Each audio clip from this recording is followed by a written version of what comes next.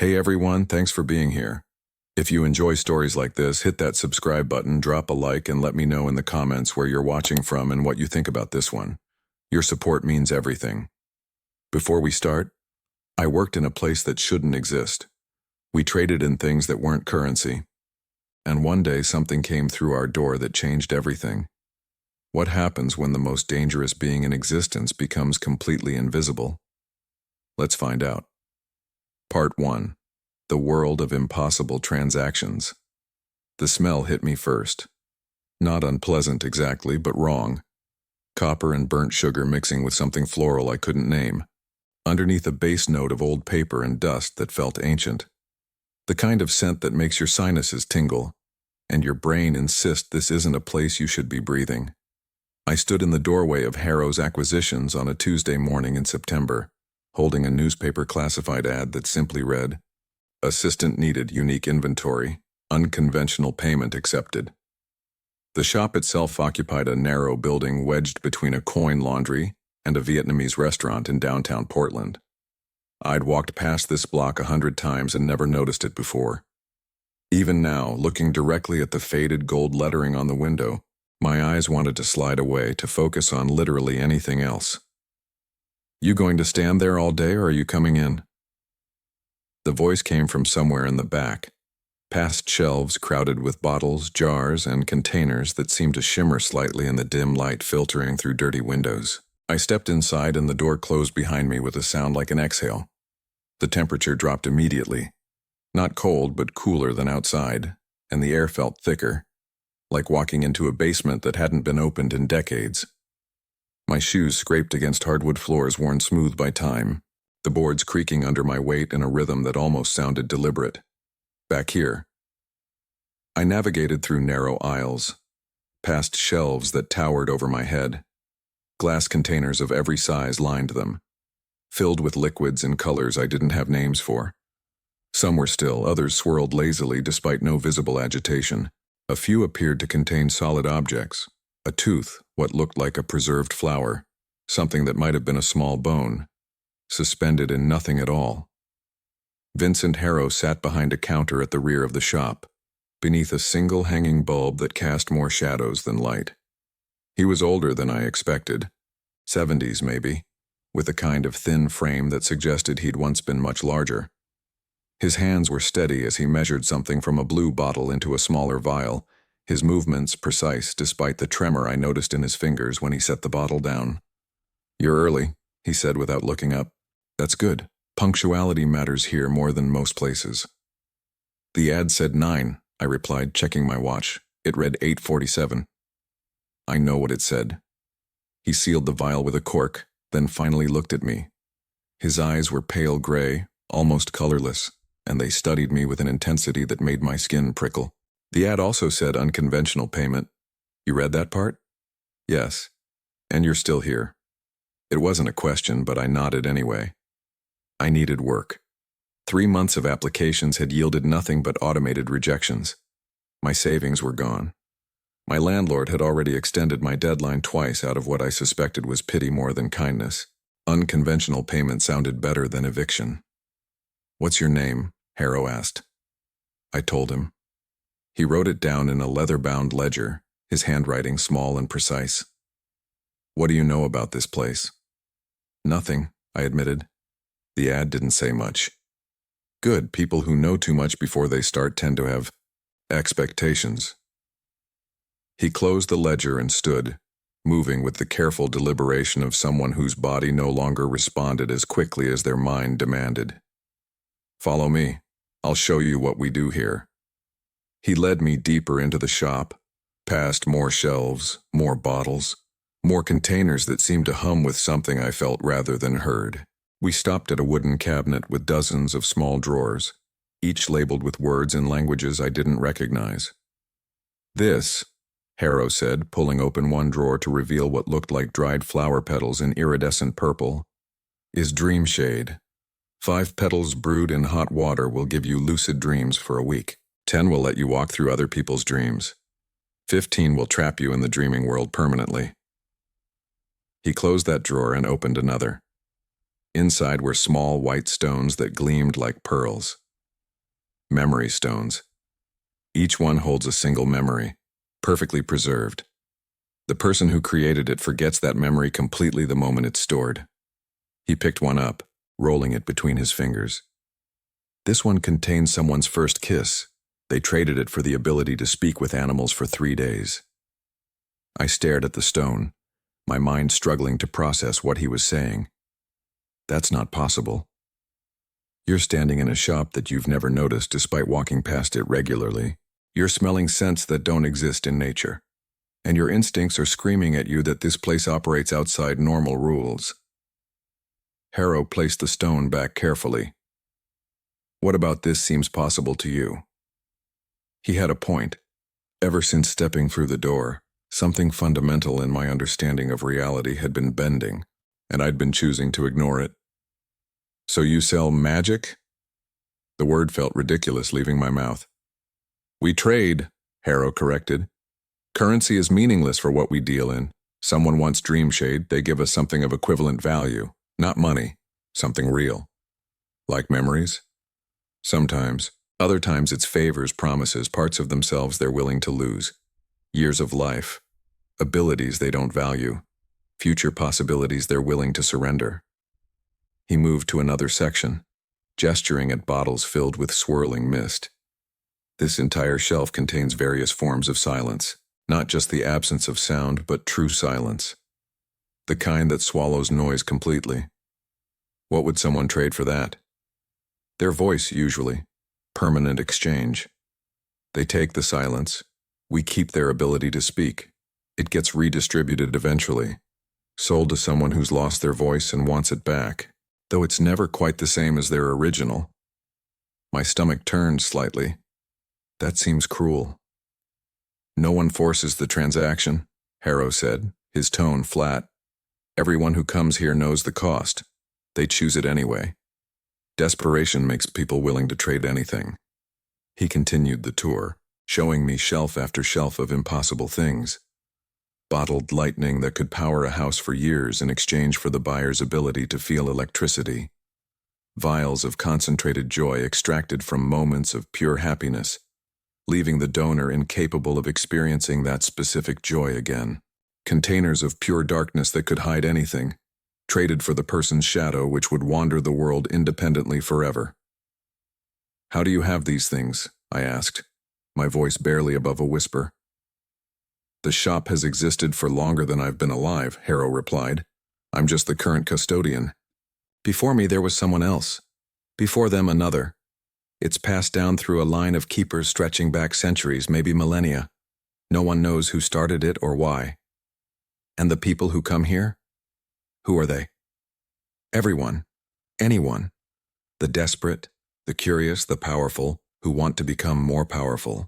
Some are human, many aren't. He paused at a locked glass case containing what looked like a simple wooden cup. This is traded exclusively with beings that exist outside normal perception.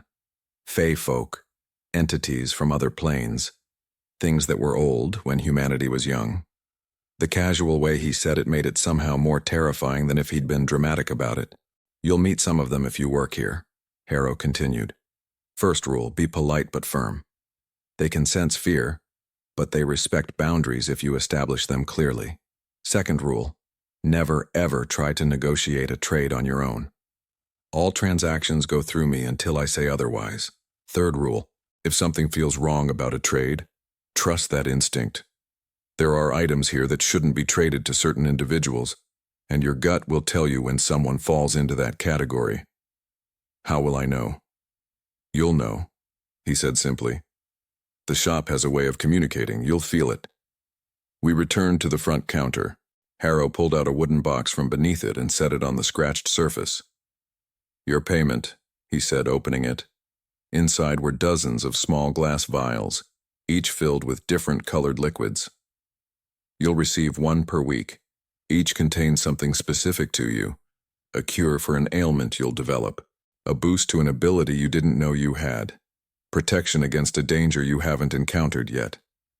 They're tailored to your future needs. How can you know my future needs? I don't. The shop does. He closed the box. Payment here isn't about money. It's about receiving what you require when you require it, in exchange for your service and discretion. I looked at the box, then at Harrow, then at the impossible shop stretching around us. Every rational part of my brain screamed that this was insane, that I should walk out immediately and never look back. But I needed this.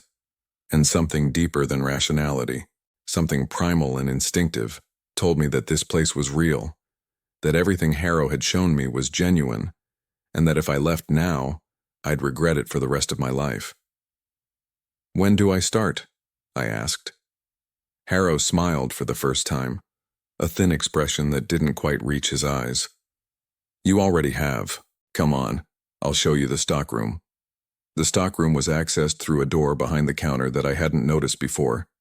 It opened onto a staircase leading down into darkness that the light from the shop floor didn't penetrate. Harrow flicked a switch and dim bulbs flickered to life along the descent, revealing stone walls that looked far older than the building above. "How deep does this go?" I asked as we descended. "Deep enough.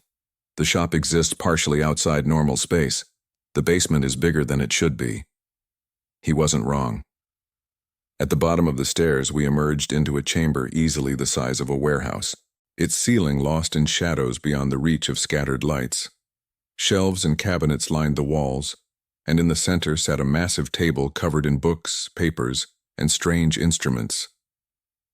"This is where the real inventory is kept," Harrow explained. "The shop floor contains the common trades, the items people request regularly. Down here is everything else. The rare materials, the dangerous compounds, the things that require special storage." He led me past racks of bottles that glowed with their own light, past sealed containers that hummed with barely contained energy, past cabinets with locks that looked like they'd been forged from something other than metal. We stopped at the far end of the chamber, before a vault door set into the stone wall. It was old, the kind of heavy iron construction that belonged in a bank from a century ago, with a complex locking mechanism that incorporated symbols I didn't recognize alongside the traditional number dial. "In here," Harrow said, his voice dropping to something almost reverent, "are the items we don't trade, the ones too dangerous, too powerful, or too fundamentally wrong to release into the world." "Then why keep them at all?" "Because destroying them would be worse than containing them. Some things, once created, can't be unmade. They can only be locked away and guarded." He placed his hand on the vault door, his fingers tracing one of the symbols. "There are 17 items in here. I've been custodian for 32 years and haven't added a single one. The previous keeper added 3 in their lifetime. Some have been here since the shop's beginning." "What kind of things are we talking about?" Harrow turned to look at me, and in the dim light of the basement his eyes seemed darker, haunted. "A mirror that shows you every version of yourself across all possible realities, driving most people permanently mad. A coin that grants any wish but extracts payment from someone you love without telling you who. A key that opens any door, including ones between life and death, sanity and madness, this world and others." He paused, his hand still on the vault. "And the potion of the hidden seraph. The one item in here that I truly fear. What does it do?" "It makes the drinker completely undetectable. Not invisible. Invisible things can still be found through other senses. Other methods. This makes you unfindable by any means. No magic can track you. No divination can locate you. No entity, no matter how powerful, can perceive your presence unless you choose to reveal yourself." His voice had gone quiet, almost hollow. "It was created thousands of years ago by someone who understood the fundamental nature of existence and how to slip outside it. We've kept it here for over a century." "Why is that one so frightening?" I asked. "Sounds useful." Harrow's laugh was bitter. "Because there are beings in this universe that need to be watched, that balance only exists because they can be observed and opposed. If something truly malevolent became completely hidden..." He shook his head. "The entire cosmic order depends on certain checks and balances. This potion could shatter that." A chill ran down my spine that had nothing to do with the basement's temperature. "Has anyone ever tried to steal it?" 3 times in the shop's history. All 3 attempts failed. The vault is protected by more than locks. It's warded by agreements with powers that predate most of modern civilization. To open it requires not just knowledge of the combination, but legitimate authority, which only the current keeper possesses. He stepped back from the vault, and we returned to the stairs. "You'll spend most of your time up in the shop," Harrow said as we climbed, "but you needed to know what's down there, what we're protecting, not just selling." The rest of that first day passed in a blur of information. Harrow showed me how to identify different types of customers, how to measure precise amounts of volatile substances, how to record transactions in the ledger using the shop's specific notation system. He introduced me to the regular clients, a middle-aged woman who bought bottled courage every month, a young man who traded his nightmares for dreamless sleep, an elderly gentleman who collected memories of historical events he'd missed. None of them seemed surprised to see me. One or two nodded in greeting, as if they'd expected a new assistant to appear. As the sun began to set, casting long shadows through the dirty windows, Harrow locked the front door and flipped the sign to closed. "First day done," he said, pulling out the wooden box of vials again. He selected one filled with pale green liquid and handed it to me. "Your first payment, keep it safe, you'll know when you need it." I took the vial, feeling its weight in my palm. The liquid inside swirled gently, catching the fading light. "Same time tomorrow?" I asked. "Every day except Sundays. The shop needs to rest one day a week." Harrow walked me to the door, then paused with his hand on the lock. "You did well today. Most people can't handle the first day. They either run screaming or convince themselves it was all a hallucination. I'm still not entirely sure it wasn't. That's healthy skepticism. Hold on to it.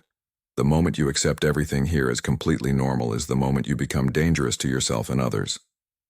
He unlocked the door, and I stepped out into the cool evening air. The street looked exactly as it had that morning. The laundry, the restaurant, cars passing by, people walking home from work.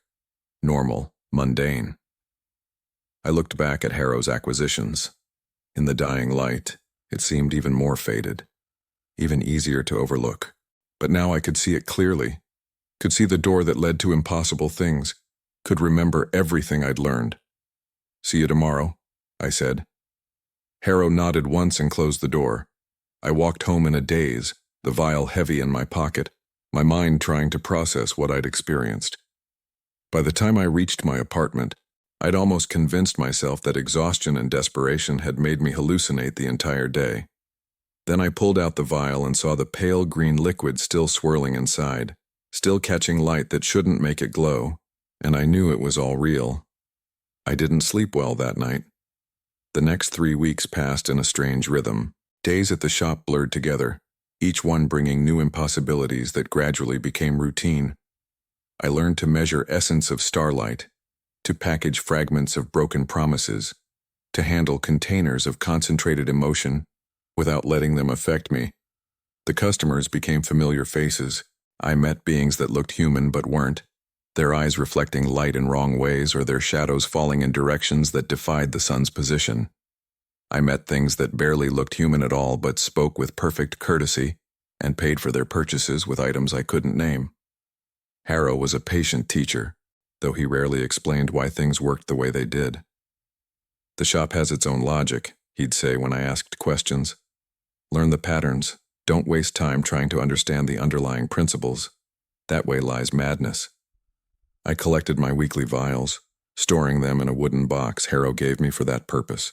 I still didn't know what most of them did, but he assured me they'd become necessary eventually. "That red one," he said during my 3rd week, pointing at a vial filled with liquid the color of arterial blood. "You'll need that in about 7 years when you develop a heart condition you don't know about yet. It'll cure it permanently." "How can you possibly know that?" "I don't. The shop does. It sees timelines we can't perceive."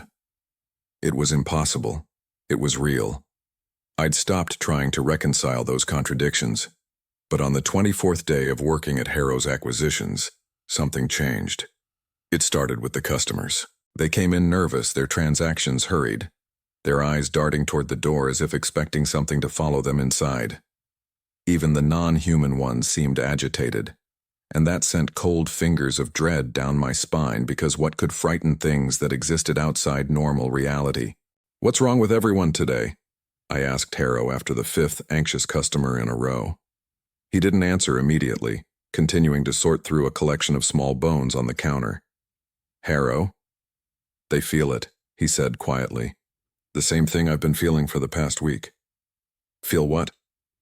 He looked up at me, and for the first time since I'd met him, I saw genuine fear in his eyes. "Something's coming. Something big." "What kind of something?" "I don't know. But the shop is preparing, and when the shop prepares, it's never for anything good." He set down the bones and moved to the ledger, flipping through pages filled with transactions going back decades. I've only felt this twice before in my 32 years here. Once when a war between two fake courts spilled into our reality and nearly destroyed 3 city blocks. Once when something ancient woke up in the Pacific and had to be lulled back to sleep before it could reach shore. My mouth went dry. "And you're feeling it again now?" "Stronger than either of those times." He closed the ledger with a thump that seemed too loud in the quiet shop. "Whatever's coming, it's bigger than territorial disputes or sleeping gods." "What do we do?" "We wait. We maintain our neutrality. We serve whoever comes through that door, no matter what they are or what they want." He paused, his fingers drumming on the counter in an uncharacteristic display of nervous energy. "And we hope that whatever happens doesn't involve the vault." That last part sent ice through my veins. The rest of the day crawled by in tense anticipation. Every time the door opened, my heart rate spiked. But it was always just another customer, each one more nervous than the last, each one completing their transaction and leaving quickly. As closing time approached, Harrow did something I'd never seen before. He walked through the entire shop, touching certain bottles and containers, whispering words I couldn't hear. When I asked what he was doing, he said he was reinforcing the protections, making sure the shop's defenses were at full strength. "Defenses against what?" I pressed. "Everything. Anything. We're a neutral ground, but that neutrality has to be maintained actively, especially when cosmic powers are in motion." He locked the front door at precisely 6 o'clock, then paused with his hand still on the lock. "Go home," he said without turning around. "Get some rest.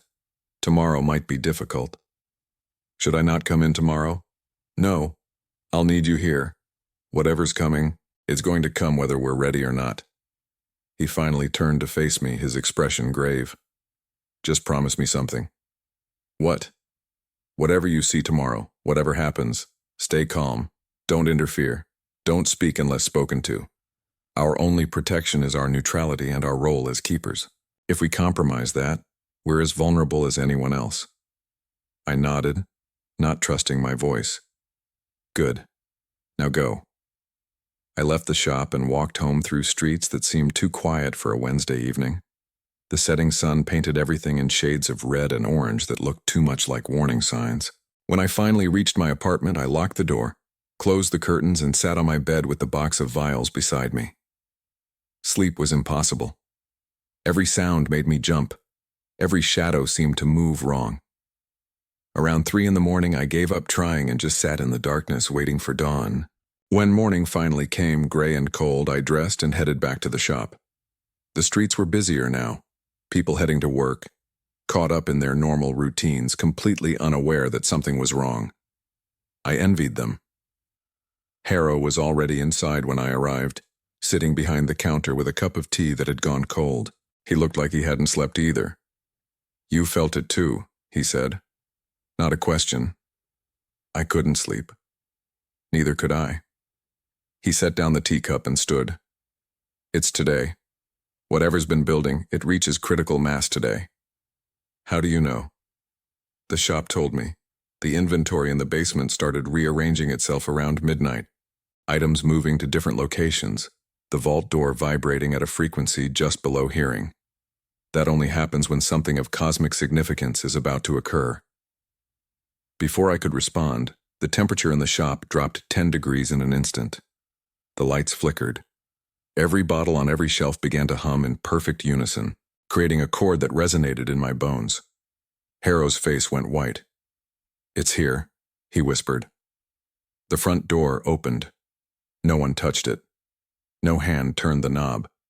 It simply swung inward, smoothly and silently, as if the hinges had been oiled by something that understood the concept of doors, but existed beyond their physical constraints. And then I felt it. Not heard, not saw. Felt. A presence that made every cell in my body scream that I was in danger, that I was prey, that I was so far out of my depth that the concept of depth itself had become meaningless. It wasn't hostile. It wasn't anything as simple as hostile. It was fundamental.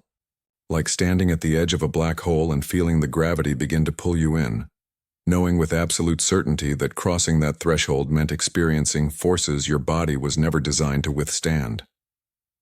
Harrow grabbed my arm, his grip painfully tight. "Don't move," he breathed. "Don't speak. Don't even think too loudly." A figure stepped through the doorway. He looked human, perfectly, impossibly human, tall, well-dressed in a dark suit that managed to be both contemporary and timeless, with features that were handsome in a way that seemed carefully calculated. Dark hair, dark eyes, a slight smile that suggested amusement at a joke only he understood. But looking at him made my vision swim, made my brain insist that what I was seeing couldn't be what was actually there, like staring at an optical illusion that refused to resolve into a single image.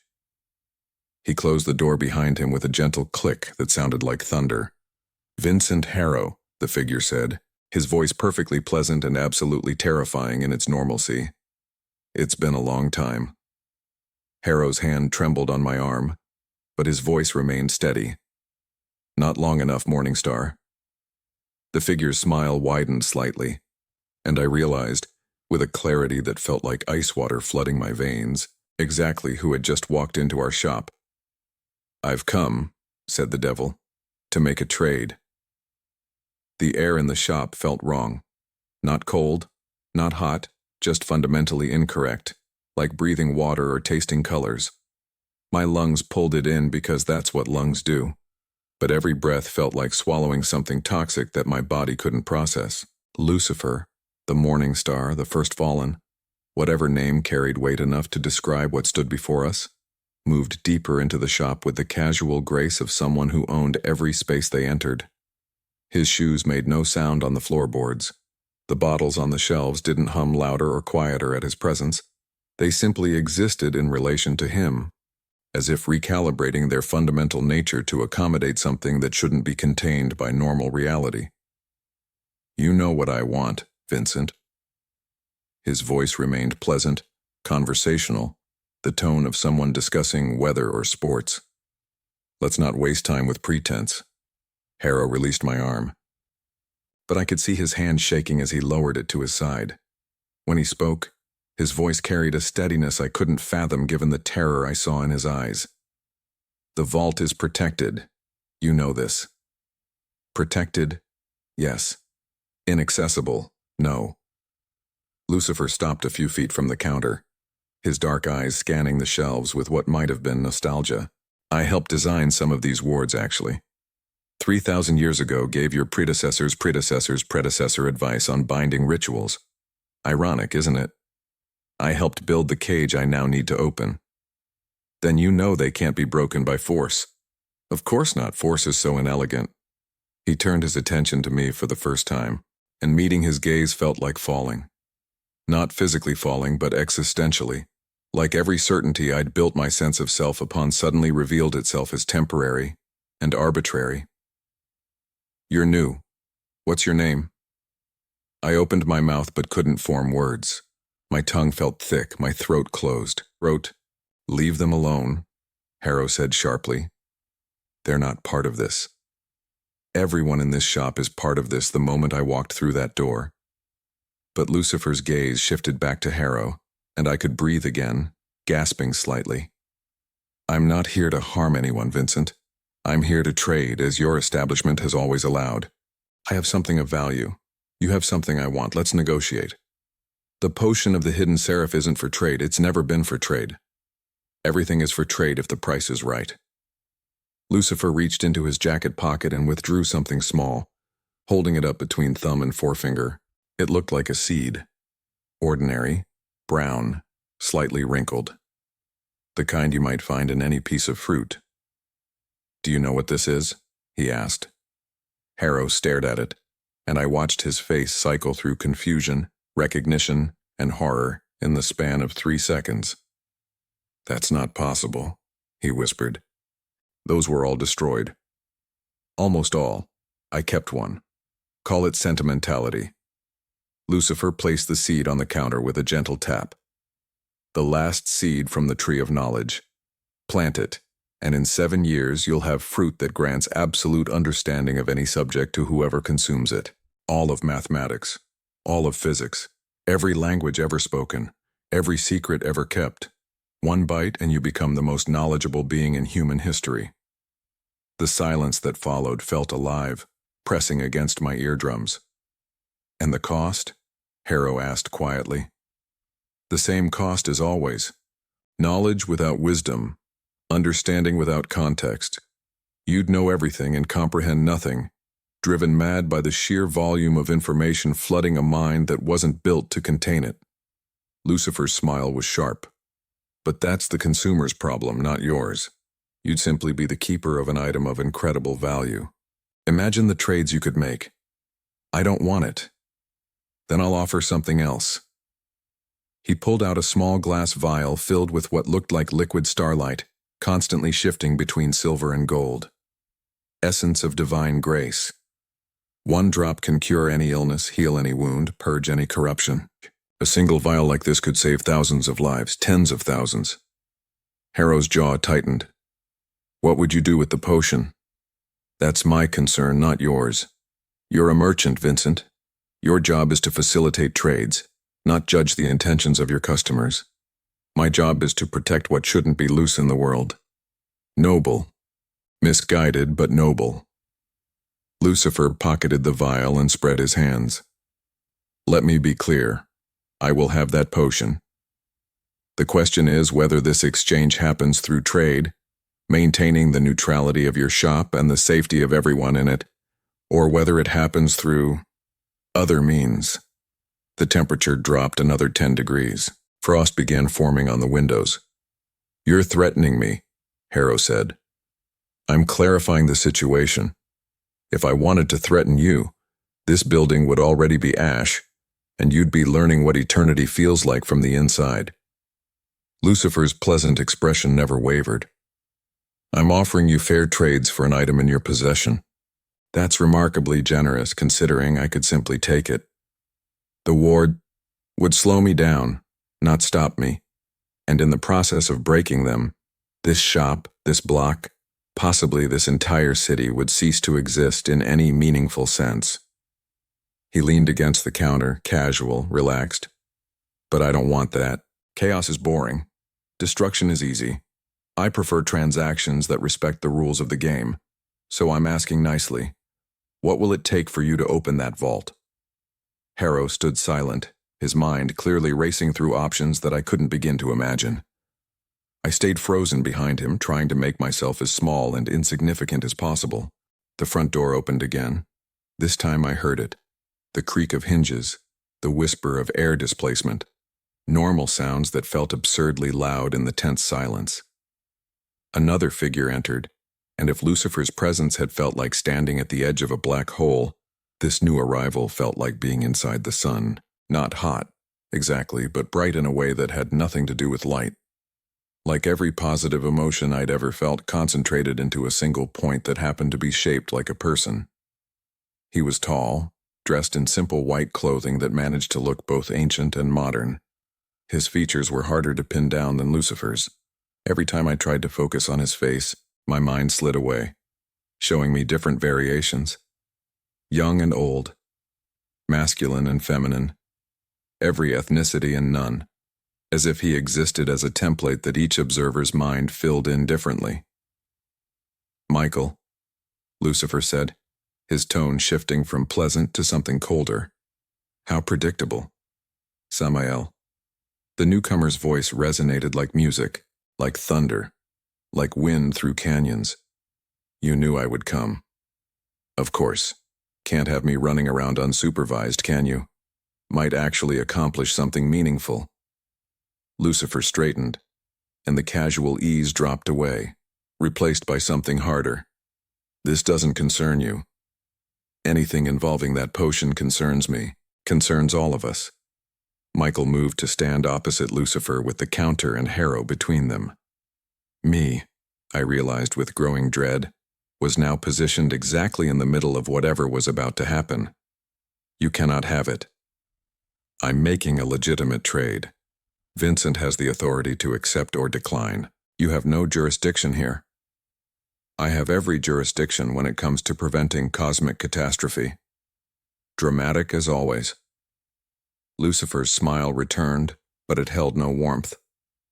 Tell me, brother, what exactly do you think I'll do with the potion? Become undetectable, operate without oversight, corrupt and destroy without consequence. You have such a limited imagination. Lucifer looked at Harrow. Vincent, let's expedite this. Name your price. Anything you want, anything at all, and the potion is mine. No. Michael's voice carried absolute authority. Vincent Harrow, as keeper of this establishment, I forbid this transaction. The potion of the hidden seraph must remain sealed. Harrow looked between them, his face pale, sweat beading on his forehead despite the cold. This is a neutral ground. Neither of you has authority to command me. Technically correct, Lucifer acknowledged, which is why I'm asking, not commanding. Michael, however, seems ready to violate the sacred neutrality of this place to get his way. How very righteous of you. Don't twist this, Samael. You know the rules as well as I do. Some items are beyond trade. This is one of them. Then perhaps we should let Vincent decide for himself, without your interference. There's nothing to decide, I won't allow it. The air between them began to shimmer. Not with heat or light, but with something else. Pressure, maybe, or the visible distortion of reality bending under the weight of their presence.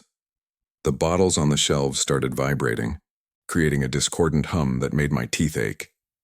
Gentlemen, Harrow said, his voice strained but firm. If you're going to fight, do it somewhere else. This shop has stood for over 2,000 years. I won't let it be destroyed because you two can't resolve your issues like civilized beings. There won't be a fight, Michael said. Samael will leave and things will return to normal. I will do no such thing. Lucifer's eyes never left Michael's. I came here to make a trade. I'm not leaving until that trade is complete. Then we have a problem. We do indeed. The shimmer between them intensified. I could feel it now, a vibration in my bones, in my teeth, in the base of my skull. The floor beneath my feet felt unstable, as if the very concept of solid matter was becoming negotiable. Harrow grabbed my shoulder and pulled me back, away from the counter, toward the wall. Get behind the register, he hissed. Stay low. Don't look directly at them. What's happening? They're going to fight. Not physically. They can't. Not without destroying everything within miles. But mentally, conceptually, they're going to wage war on a level we can barely perceive, and being too close when it starts? He shook his head. Just stay down and pray we survive. I crouched behind the register, my heart hammering so hard I could feel it in my throat, in my fingertips. Harrow remained standing, his hands gripping the counter, his whole body rigid with tension. Last chance, Michael said. Leave now, Samael. Make me. For a moment, nothing happened. They simply stood there, facing each other across 10 feet of shop floor. Two beings older than civilization locked in a stalemate that somehow felt more dangerous than any violence could be. Then reality flexed. That's the only word I have for it. Everything in the shop, the walls, the shelves, the bottles, the air itself, bent slightly, like a photograph being folded, and when it straightened, something fundamental had changed. The sound disappeared first. Not gradually, not muffled, just gone. Instantly and completely. I could see Harrow's mouth moving but heard nothing. Could see bottles falling from shelves, but no crash when they hit the floor. Total, absolute silence that was somehow worse than any noise. The light changed next, cycling through colors that don't have names, illuminating the shop in wavelengths my eyes shouldn't have been able to process. Red that hurt to perceive, blue that felt wet, yellow that tasted like copper. And then I started seeing things that weren't there. Or maybe they were there, and I'd just never been able to see them before. Figures moving in the shadows between the shelves, not people but shapes that suggested intelligence. Entities that existed in the spaces where light couldn't reach. Some were small, skittering things that moved too quickly to focus on. Others were massive, their full forms too large to fit in the shop, but present anyway. Their bulk extending into dimensions I couldn't see directly, but could sense pressing against the edges of my perception. They were watching, waiting, witnessing whatever was happening between Lucifer and Michael. I looked at the two central figures and immediately wished I hadn't. They weren't moving, still standing in the same positions. But around them, reality was breaking down, not collapsing or exploding, just becoming less certain. The floor beneath Lucifer showed flashes of other floors, stone, dirt, metal grating, empty void. The air around Michael rippled with images of other locations, mountains, oceans, cities that had never been built, stars that had burned out millennia ago. And between them, in the space where their attention met and clashed, something was happening that made my brain hurt to observe. Thoughts became visible, manifesting as geometric shapes that couldn't exist in three-dimensional space. Concepts took physical form, justice appearing as a blade that cut without touching, rebellion manifesting as chains that bound nothing yet held everything. They were arguing, I realized, but not with words. They were fighting with ideas, with fundamental truths, with the underlying principles that reality itself was built upon. Every argument produced a ripple effect. When Michael asserted order, the shop straightened, every item snapping into perfect alignment. When Lucifer countered with freedom, everything scattered, each object finding its own trajectory independent of all others. Back and forth, thesis and antithesis, a dialectic conducted at speeds and scales that human minds weren't meant to process. I was watching the battle, but I was also inside it somehow. I could feel their positions, their certainties, their absolute conviction in their own rightness. Michael believed in structure, in hierarchy, in the necessary sacrifice of individual will for collective harmony. Lucifer believed in choice, in questioning, in the fundamental right of every being to determine their own path even if it led to destruction. Neither was wrong. Neither was right. They were perspectives, equally valid, eternally opposed, and the collision between them was tearing apart the conceptual framework that held the shop, held reality, together. Time stopped making sense. Seconds stretched into hours, hours compressed into moments. I watched the same instant repeat from different angles, each iteration revealing new layers of the conflict. In one version, Michael was winning, his ordered universe reasserting itself. In another, Lucifer's chaos reigned supreme. In a third, they'd merged into a single contradictory being that couldn't exist yet did. My nose started bleeding. I tasted copper, felt warmth running down my face, but couldn't look away from the impossible spectacle unfolding before me. My mind was fragmenting, unable to hold all the information, all the perspectives, all the contradictory truths that the battle was forcing into my awareness. I understood things I shouldn't have been able to understand. The true name of creation, spoken before words existed. The exact number of possible futures, and the weight each one carried. The location of every atom in my body, and the probability of each one existing in that specific configuration. Information poured in, drowning me. And I knew with absolute certainty that if this continued, my consciousness would simply cease, overwhelmed by data that a human brain couldn't contain. Harrow was screaming something, his mouth moving in the silence, his hands making gestures that left trails of light in the air. Protective sigils, I realized distantly. He was trying to shield us from the worst of the collateral damage. It wasn't enough. The shelves were aging and de-aging simultaneously, wood rotting and renewing in the same instant. Bottles were empty and full, broken and whole, existing in states of superposition that quantum mechanics said should only apply to subatomic particles. The shop itself was in a dozen different time periods at once, freshly built, ancient and decrepit, not yet constructed, already demolished.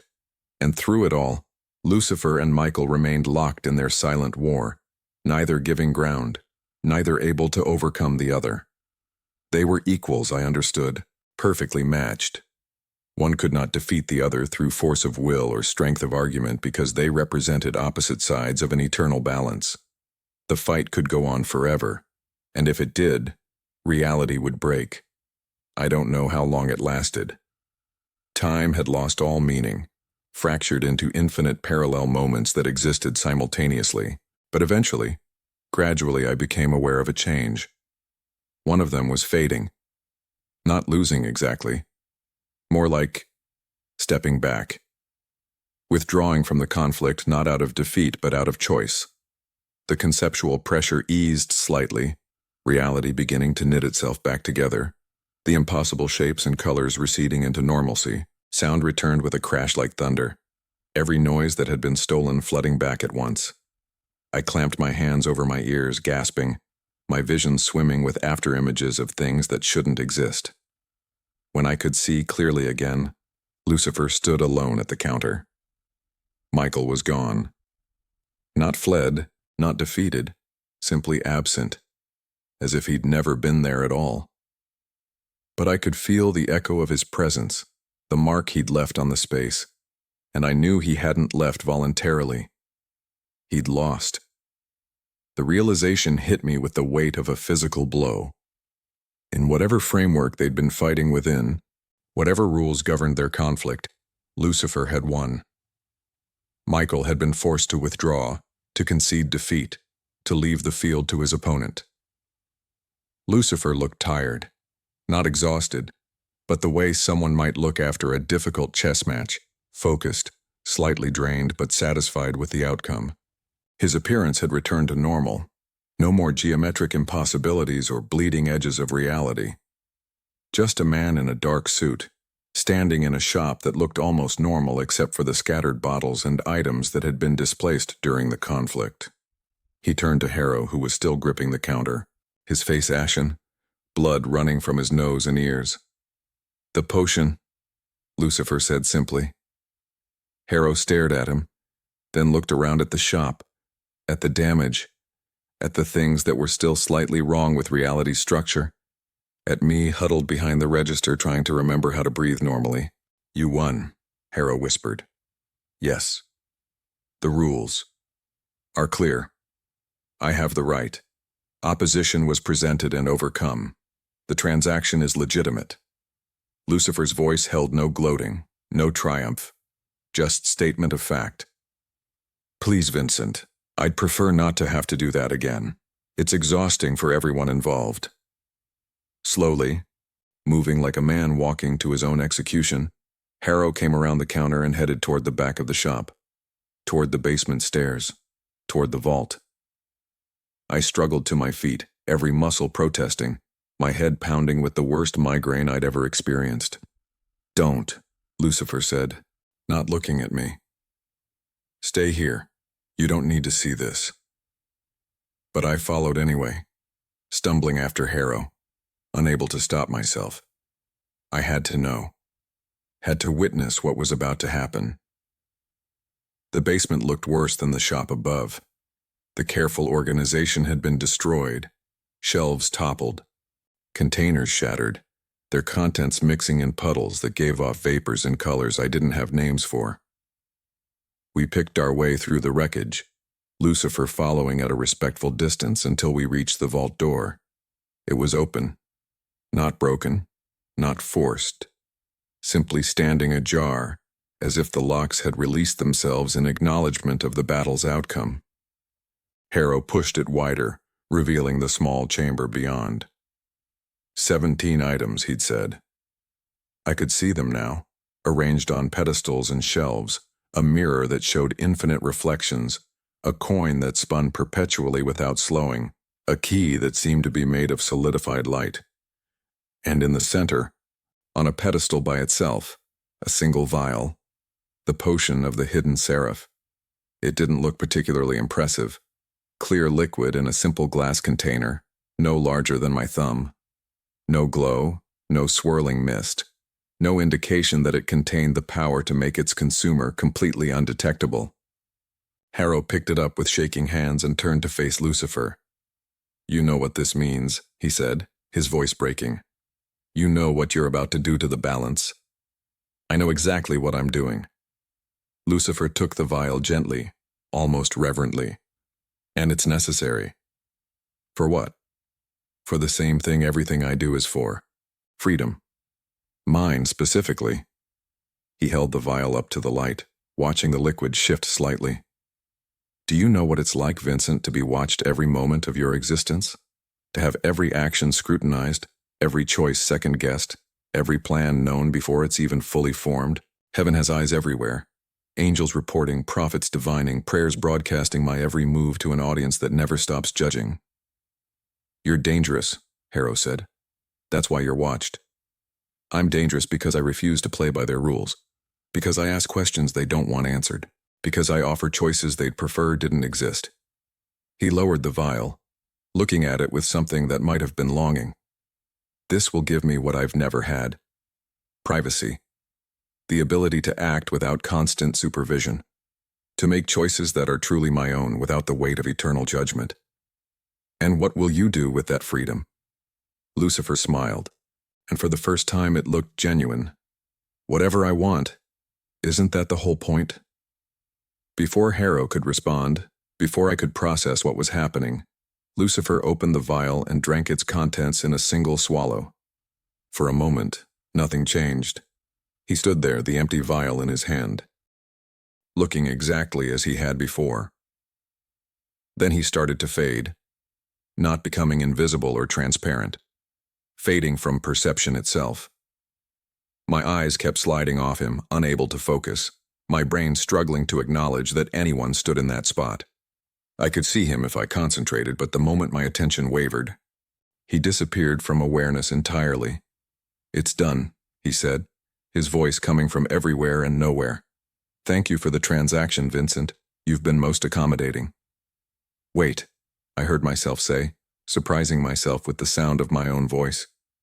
"What happens now?" The space where Lucifer had been, might still be, felt empty despite the presence I could almost perceive if I focused hard enough. Now. His voice had taken on a quality of distance, as if he were speaking from another room, another building, another reality.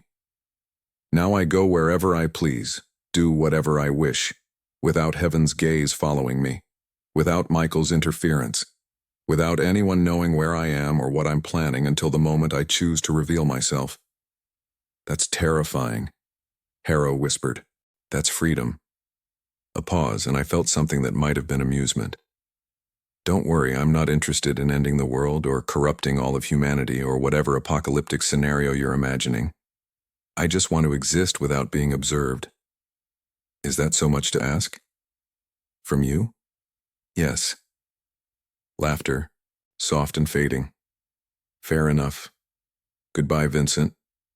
Goodbye, nameless assistant. Thank you for your service."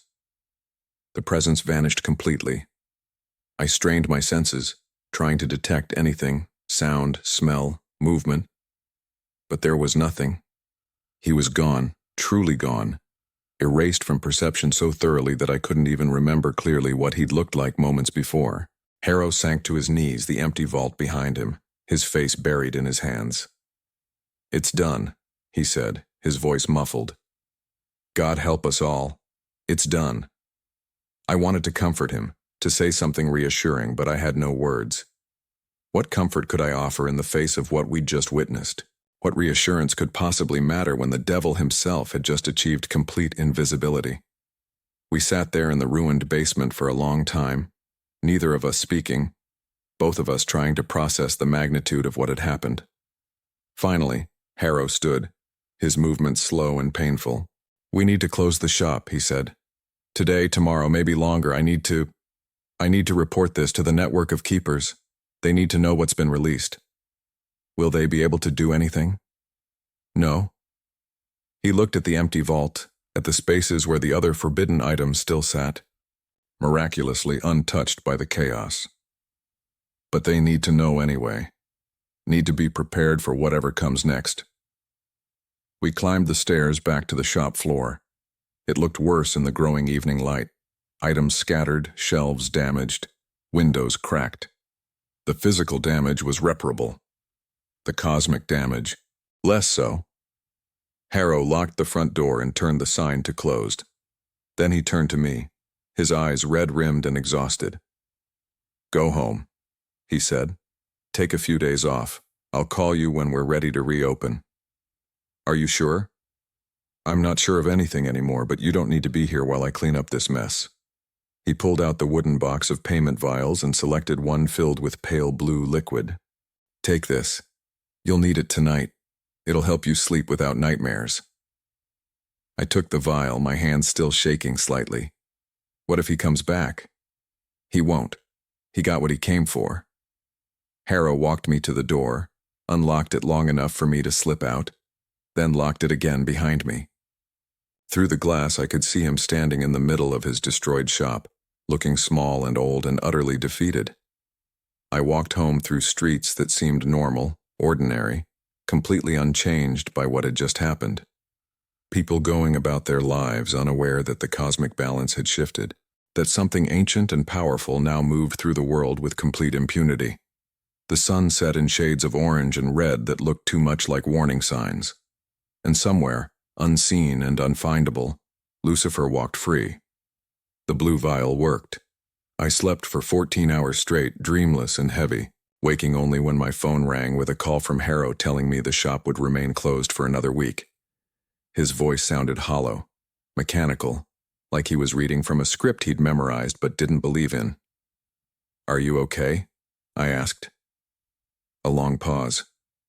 "No, but I'm functional. That'll have to be enough." He hung up before I could say anything else. I spent those days in a fog, trying to return to normal routines that felt absurd after what I'd witnessed. I went to the grocery store and found myself staring at produce, unable to remember why I'd come. I tried reading but couldn't focus on the words. I attempted to watch television, but the flickering images made me think of reality flexing, of spaces between moments where impossible things happened. Mostly, I found myself standing at my window, looking out at the city, wondering if he was out there. If Lucifer stood on that street corner, sat in that cafe, walked past my building, completely present but utterly undetectable. The thought should have terrified me. Instead, it created a strange numbness, an acceptance of powerlessness that felt almost peaceful. On the 8th day, Harrow called again. "We're reopening tomorrow. Can you come in early? There's work to do." I arrived at 7 in the morning to find the shop transformed. The damage had been repaired, shelves straightened, bottles replaced, floor polished to a shine. But something was different, subtly wrong in ways I couldn't immediately identify. Harrow stood behind the counter, looking thinner than I remembered, his clothes hanging loose on his frame. Dark circles shadowed his eyes, and when he moved, it was with the careful deliberation of someone in constant pain. "You look terrible," I said. "Honesty. How refreshing." He gestured around the shop. "What do you notice?" I scanned the space, trying to pinpoint what bothered me. The shelves were full. The inventory appeared complete. Everything seemed in order.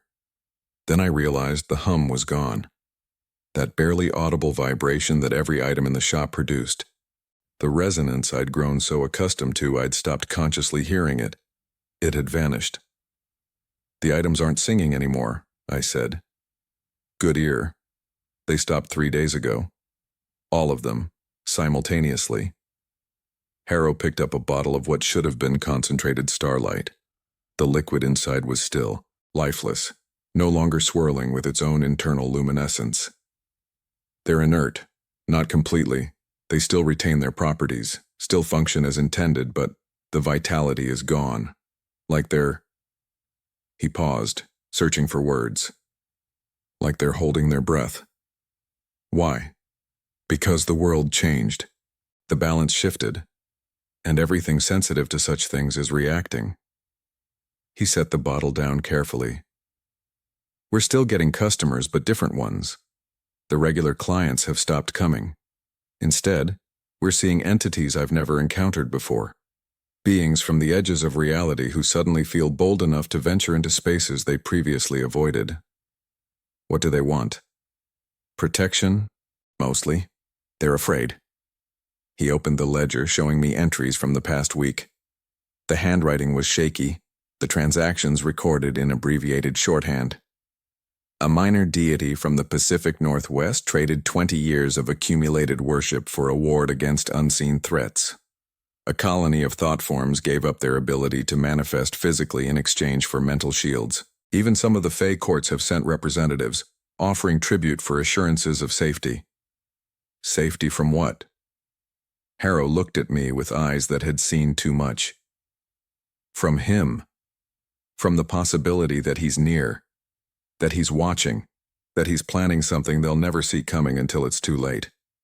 The door chimed, and we both flinched. A woman entered, human in appearance, middle-aged, wearing a business suit that looked expensive but rumpled, like she'd been wearing it for days. Her eyes darted around the shop, never settling on one spot for more than a second. "Vincent Harrow?" she asked, her voice tight with barely controlled panic. "Yes, how can I help you?" "I need something to protect my family. Wards, charms, anything that can keep us safe from—" She trailed off, her hands twisting together. "From things that can't be seen." "What makes you think you need protection?" "My daughter. She's 8. 3 nights ago she started talking about the man in her room. The one who sits in the corner and watches her sleep." The woman's voice cracked. "There's no one there. I've checked 1,000 times. Cameras show nothing. But she swears he's there and she's terrified. And I don't know what to do." Harrow's expression remained neutral, but I saw his jaw tighten. "Describe him. What does your daughter say he looks like?" "She can't. Says every time she tries to focus on him, her mind slides away. But she knows he's there. She can feel him watching." The temperature in the shop seemed to drop 10 degrees.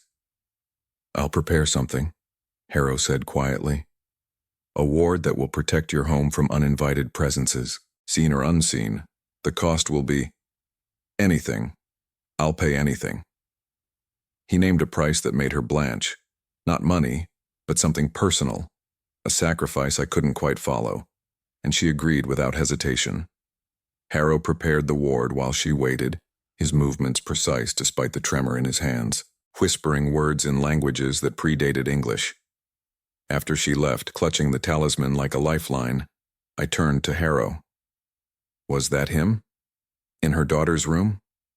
I don't know. Maybe. Or maybe it's something else taking advantage of the fact that everyone's attention is focused on one specific threat, making them vulnerable to others. He sat down heavily behind the counter. That's the real problem. It's not just that he's out there, undetectable. It's that his absence of oversight has created a power vacuum. Things that used to stay hidden because they knew heaven was watching are getting bolder. The rules are breaking down. Over the following weeks, the pattern intensified. More customers came seeking protection, each with stories that made my skin crawl. A businessman who kept finding his office rearranged in ways that shouldn't be possible, papers moved, files accessed, all without any evidence of intrusion. A teacher who swore someone stood at the back of her classroom during every lesson. A presence her students occasionally mentioned, but could never describe. An elderly man who claimed his deceased wife visited him nightly. Except it couldn't be his wife, because she said things his wife would never know, referenced events that hadn't happened yet. Not all of them could be attributed to Lucifer. Harrow insisted most weren't. But the uncertainty itself was corrosive, eating away at people's sense of security. It's psychological warfare, Harrow explained during a rare quiet moment. He doesn't need to be everywhere. He just needs people to think he might be anywhere. The fear does more damage than any direct action could. But what's the end game? What does he actually want? I don't know, and that's what makes it so effective. The shop changed around us. The inventory shifted daily, items rearranging themselves according to logic we couldn't discern. New things appeared on the shelves: protection talismans, wards against the unseen, charms that promised security against invisible threats. Old items vanished, removed to the vault, or simply disappearing as if they'd never existed. Harrow grew more withdrawn, spending hours in the basement, reorganizing the forbidden items, strengthening their containment. He stopped eating regularly, stopped sleeping as far as I could tell. When I asked if he was okay, he'd just shake his head and return to whatever arcane task consumed him. "I failed," he said one night, after we'd closed the shop and were counting the day's transactions. "My job was to protect those items, and I handed one over to the worst possible individual." "You didn't have a choice." He won the challenge. "There's always a choice." I could have refused. Let him destroy the shop, destroy me, destroy this entire block if necessary. At least then the potion would have remained sealed. And how many people would have died? Fewer than might die now because of what I allowed. I didn't know how to respond to that. The moral calculus was beyond me. The scales too large and complex for simple answers. 2 months after Lucifer's visit, Vincent Harrow stopped coming to work. I waited at the shop for 3 hours before using the spare key he'd given me to lock up. I called his cell phone a dozen times, getting only voicemail. I tried his home number listed in the employee records. No answer. The next day I went to his apartment, a quiet building in northwest Portland, respectable but not lavish, the kind of place where neighbors minded their own business. His unit was on the 3rd floor. I knocked, called his name, pressed my ear against the door listening for any sound of movement inside. Nothing. I called the police, filed a missing person report. They took my information politely but without urgency. Middle-aged man, no family, lives alone. Sometimes people just need space, they'd look into it. 3 days later, they called back. They'd checked his apartment with the landlord's permission and a welfare check warrant. Empty. No signs of struggle, no indication of foul play.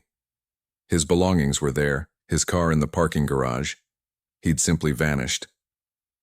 "Did you ask his neighbors?" I pressed. "Did anyone see him leave?" The officer's voice carried a note of confusion. "We did ask. That's the strange part. Most of them didn't remember seeing him at all. One woman insisted the apartment had been vacant for months. Another swore he moved out last year. Their stories didn't match, and they seemed uncertain even while telling them." My blood ran cold. What does that mean? Probably nothing. Memory is unreliable. But we'll keep the case open, keep looking. If you hear from him, let us know. I hung up and sat in the silent shop, understanding with perfect clarity what had happened. Lucifer hadn't just made himself undetectable. He'd learned to erase people from perception entirely, and he'd practiced on Vincent Harrow. The shop felt different without him, emptier despite the customers who still came through the door. I tried to maintain operations as best I could, following the routines he'd taught me, but I was terrified of making mistakes, of accidentally trading something that shouldn't be traded or misidentifying a customer's true nature. I started sleeping in the shop, unable to bear going home to my apartment where I'd lie awake wondering if someone stood in the corner watching me, if Lucifer himself sat at the foot of my bed studying me with curiosity, or contempt or simple indifference. The other keepers, the network Harrow had mentioned, reached out via email, brief messages of condolence and concern. They knew what had happened. They'd felt the shift in reality when the potion was taken. Some offered advice. Others warned me to close the shop, to walk away before I suffered Harrow's fate. I couldn't. The shop needed a keeper, and with Harrow gone, I was all it had. So I stayed. Learned. Adapted. And slowly, terribly, I began to notice changes in myself. It started small. I'd forget someone's name mid-conversation, the information simply vanishing from my mind like water through a sieve. I'd lose track of time, looking up to discover hours had passed in what felt like minutes. I'd find items in my apartment that I didn't remember purchasing, books I hadn't read but that contained notes in my handwriting. Then came the bigger gaps. Whole days I couldn't account for. Customers who greeted me like we'd had long conversations I had no memory of. Journal entries in my own hand describing events I couldn't recall experiencing. I tried documenting everything, writing detailed notes about each day, each transaction, each customer. But sometimes I'd read my own writing and find it unfamiliar, like someone else had penned the words despite the handwriting being unmistakably mine. The shop's other employees. Wait, had there been other employees? I couldn't remember. Surely Harrow hadn't run this place alone for 32 years. There must have been others. But when I tried to picture them, to remember names or faces, I found only blank spaces where memories should be. Was I forgetting them? Or had they been erased, removed from existence so thoroughly that even the evidence of their having been disappeared? I started checking the ledger obsessively, reading through decades of transactions, looking for proof that other people had worked here. The handwriting changed occasionally, suggesting different record keepers, but there were no names, no annotations indicating who'd written what. Had Harrow written everything himself, his penmanship shifting over the years? Or had there been others now erased so completely that even their written words had been reassigned to someone else's hand? The uncertainty was maddening. 4 months after Harrow's disappearance, I stopped sleeping entirely. Not by choice, I tried lying down, closing my eyes, willing my mind to rest. But sleep wouldn't come. I'd lie there for hours, my thoughts racing, my body exhausted but unable to shut down. The blue vial might have helped, but I'd used it that first night, and Harrow had never shown me how to brew more. Without sleep, reality became unstable. I'd hallucinate, seeing things that couldn't be there. Customers with too many eyes. Bottles that whispered secrets. Shadows that moved independently of their sources. Or maybe I wasn't hallucinating. Maybe I was seeing clearly for the first time, perceiving the world as it actually existed beneath the comfortable lies we told ourselves.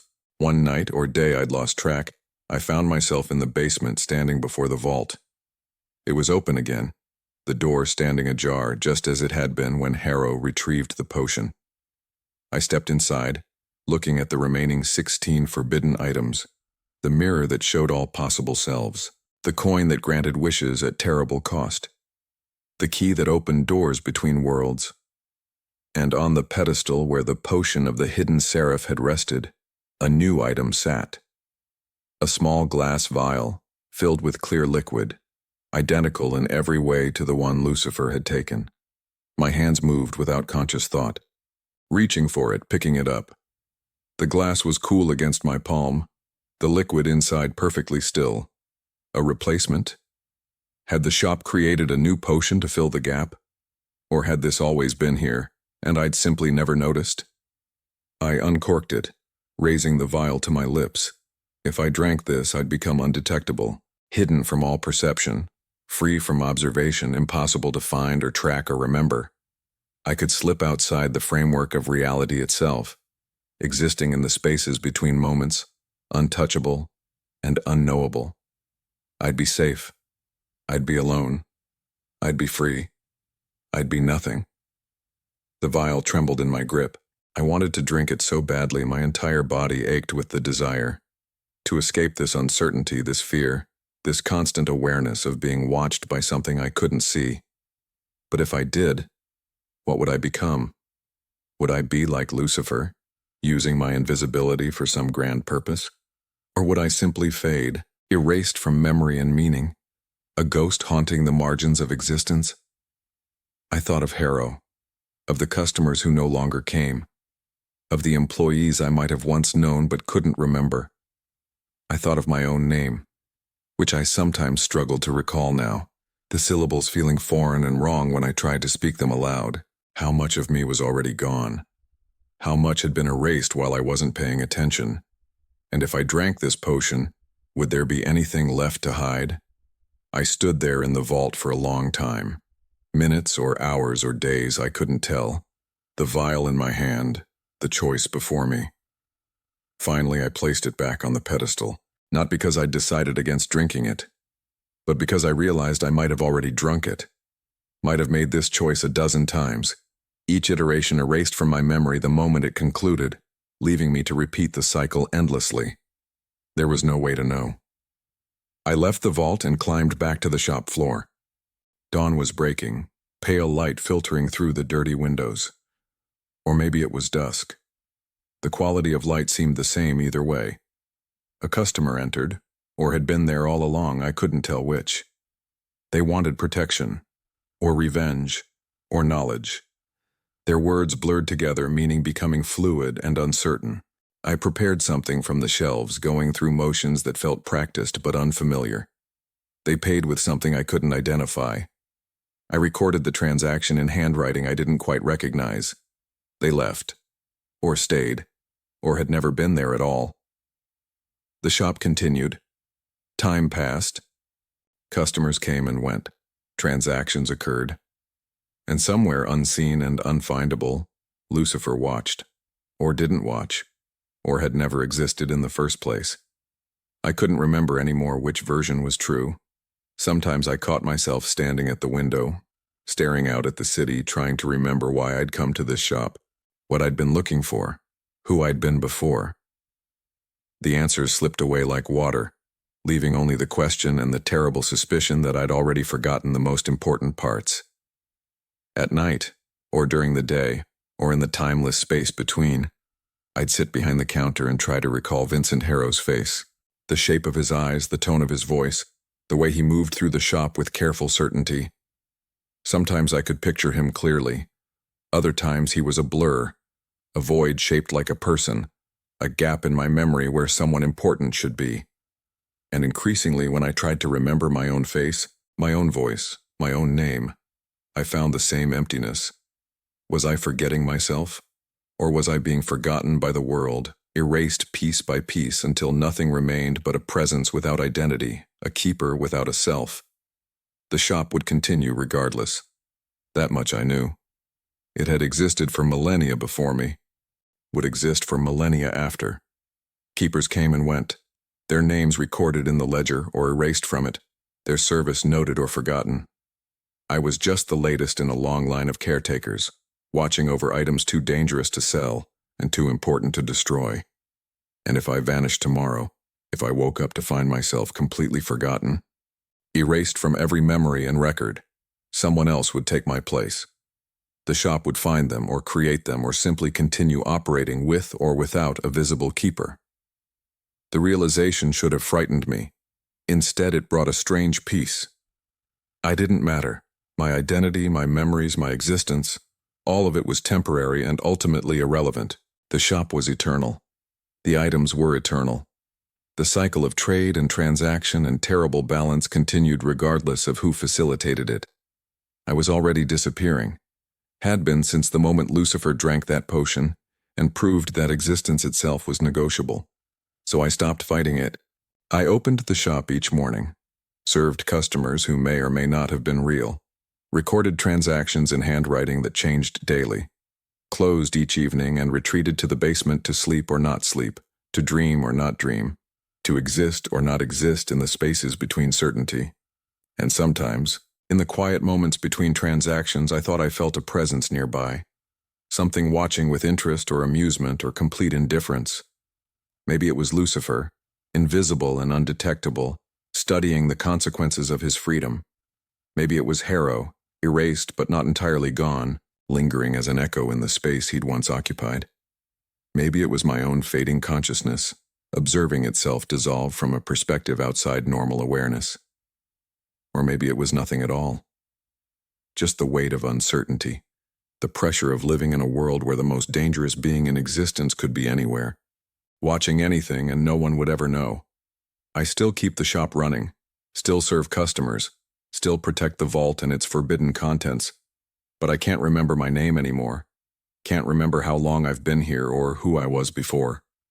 Can't remember if Vincent Harrow was real or if I invented him to give myself a mentor, a guide, someone to blame for the choice that unraveled everything.